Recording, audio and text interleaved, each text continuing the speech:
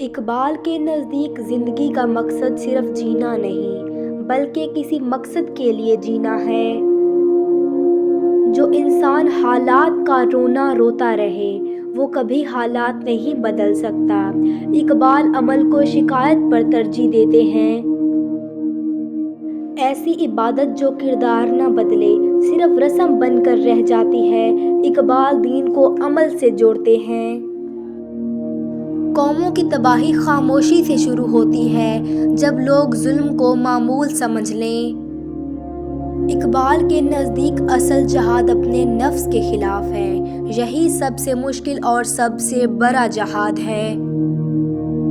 انسان کی سوچ اگر آزاد ہو تو زنجیریں بھی اسے قید نہیں کر سکتی۔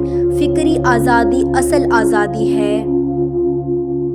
اقبال نوجوان کو صرف خواب دیکھنے والا نہیں، خواب پورا کرنے والا دیکھنا چاہتے تھے۔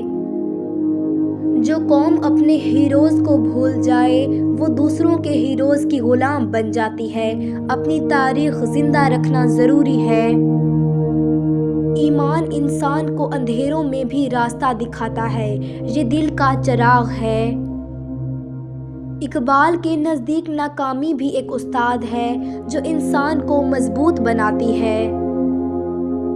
جو انسان سچ کا ساتھ دیتا ہے وہ وقتی نقصان اٹھا سکتا ہے لیکن دائمی عزت پاتا ہے۔ اقبال کہتے ہیں زندگی کا ہر لمحہ امتحان ہے، غفلت سب سے بڑی ناکامی ہے۔ تعلیم کا مقصد صرف روزگار نہیں بلکہ شعور پیدا کرنا ہے۔ بے شعور تعلیم خطرناک ہوتی ہے۔